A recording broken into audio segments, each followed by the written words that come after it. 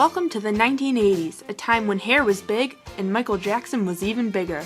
Today we're going to explore the wacky, wonderful world of 80s music. From Billy Joel to Boy George and everything in between, musicians from the 1980s redefined popular music, creating various totally rad genres that continue to blast from our boomboxes today. So put down your Rubik's Cube, grab your leg warmers, and come on, Eileen!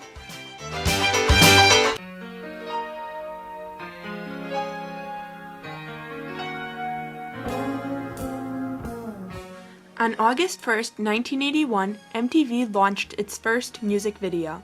This event was totally major, to the max.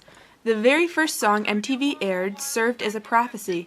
The Buggles' hit "Video Killed the Radio Star" perfectly describes how the advent of music television suddenly made the executives over at Warner Amex Satellite Entertainment Company more powerful than even the most gnarly of radio DJs.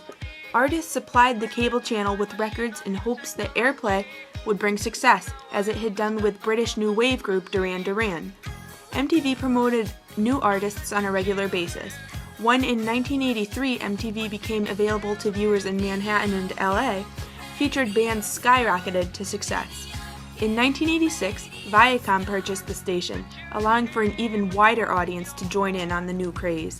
With television programs such as Headbangers Ball for rockers, Club MTV for dancers, and Yo! MTV Raps for hip-hop fans, the station attracted a diverse demographic.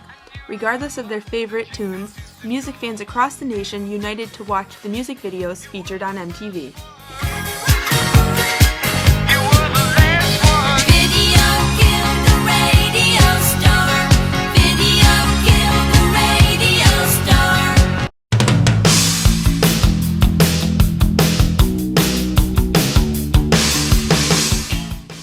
As mentioned before, Duran Duran gained popularity from exposure by MTV. This band, along with many others, including The Cure, Susie and the Banshees, and Flock of Seagulls, fall into the category of new wave music, a style that emerged from the punk rock of the 1970s. The term new wave originated with Sex Pistols manager Malcolm McLaren, who used the phrase to describe the punk music of Britain inspired by the avant-garde French new wave films. Since many Americans simply regarded punk music as a fad, radio announcers were hesitant to use the term. Seymour Stein of Sire Records eventually broadened the definition of the term to include any experimental, anti-corporate band. In the 1980s, new wave music typically featured electronic synthesizers and funky drum beats. Male fans of this type of music often wore suits and skinny ties, while the women opted for brightly colored spandex. If you like what you hear, be sure to check out Adam and the Ants, Tears for Fears, The Police, or Culture Club. I'll run away with you.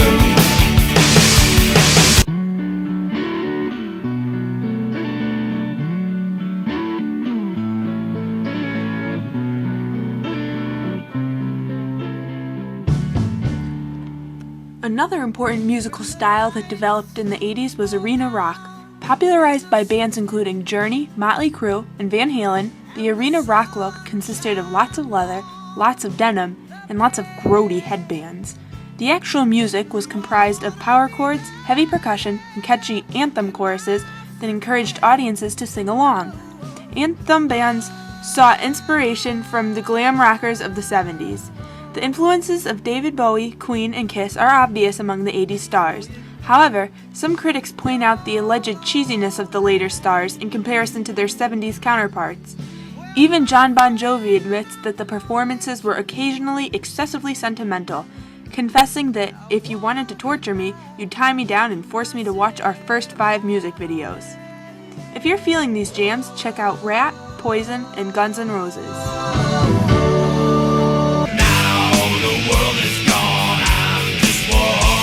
Like arena rock, thrash metal was another branch of heavy metal. Thrash metal would be like arena rock's scary, mean cousin. The guitar riffs of thrash metal are much faster and far more aggressive than the comparatively cheery harmonies of anthem rock. Black Sabbath is the major source of inspiration for 80s thrash metal artists, such as Metallica, Slayer, Megadeth, and Anthrax.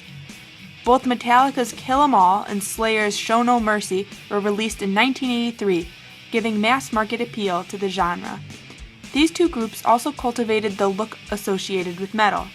They wore jeans, ripped vests, and studded leather belts to emphasize their tough attitude. Along with the previously mentioned Big Four, Overkill and Exodus are two wicked thrash bands.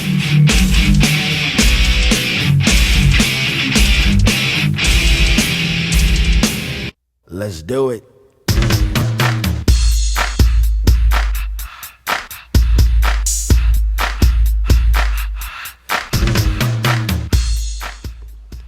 Meanwhile, a very different type of music was developing in South Bronx, New York. Hip-hop began in the city when DJs isolated the percussion from disco tracks, playing just the drum beats in dance clubs. Breakdancing emerged as the best way to dance to this type of music. As we know, MCs rapped to mixes played on a turntable. But did you know that rapping first began when DJs would tell jokes and stories between songs? Soon the rhythmic rhymes became so popular that the main focus of hip-hop songs were the spoken lyrics, not just the bumping backbeat. Some artists, such as Public Enemy, used the microphone to convey their political views. The original rappers also expressed themselves through fashion, sporting Adidas sneakers with fat laces, tracksuits, bomber jackets, and mega gold chains. Female group Salt and Peppa started the fad of door knocker earrings for ladies. Other influential trendsetters from the hip-hop scene include Kurtis Blow, Run DMC, and LL Cool J. For some more fat jams, ask your DJ to spin some Beastie Boys or MC Hammer.